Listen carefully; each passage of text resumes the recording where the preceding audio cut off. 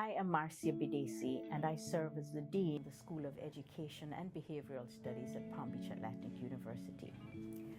After graduating high school in Kingston, Jamaica, where I was born, I came to the United States to go to university.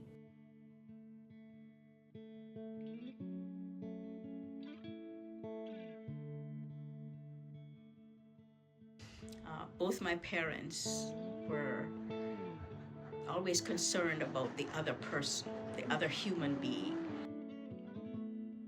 making sure that we didn't think about just ourselves. And that has served me throughout my life. Just my great-grandmother, she was the spiritual flagpost in our lives.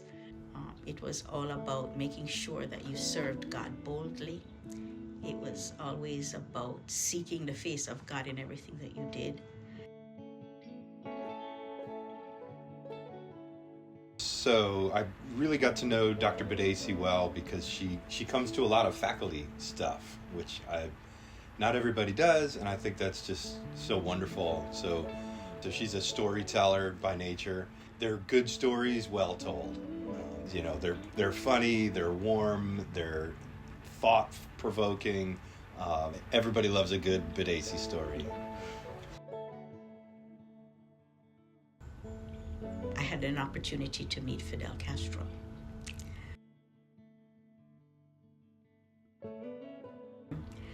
We participated in a concert event in an arena. It's loud and there are people talking, etc. And then a hush just came over the entire arena. And I didn't understand why, so of course I'm looking around and I noticed that Fidel walked in. And he stepped to the podium and he raised his hand in a wave and the entire place went silent. And I remember thinking to myself as a teenager, this guy's dangerous. Fast forward a couple of days, the Jamaican ambassador to Cuba hosted us in his home because we were there for the play. And I have no idea where Fidel came from because I didn't see him come through the door. He introduced himself, the ambassador introduced him to us, and he said to me in Spanish, "You're a very beautiful young lady," and reached over and kissed me on my cheek. And I do recall thinking to myself, oh my goodness, that's the softest spirit I've ever felt. There really is a collection of fascinating stories on the faculty here at PBA. If you're willing to share your story, people are willing to hear it. So there's certain people where the classroom is their happy place, and she's certainly one of those people. I have been in positions of leadership, not necessarily because I sought them, but it just so happens that that's where I've ended up. Again, my great-grandmother always said, when we go on to glory, we want to hear, "Well done, good and faithful servant." So if you don't live in ways that lead towards that, then why are you? Particularly here in the U.S., the children that I taught came from disadvantaged backgrounds. And Micah 6:8 mattered to me every time I planned a lesson. It mattered to me every time I stood in front of the classroom. It mattered to me every time I met with a parent. It mattered to me every time I had to have a hard conversation with a student, be it about academics.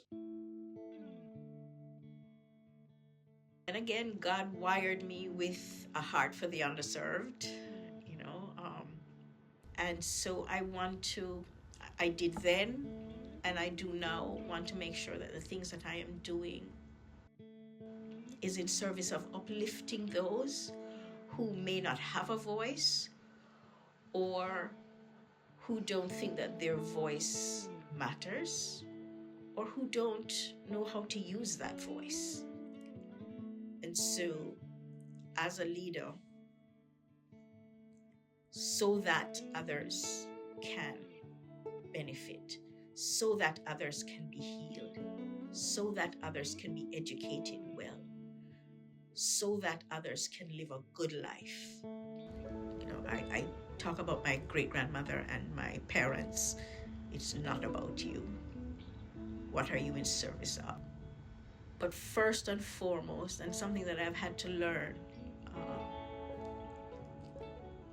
God leads and you follow.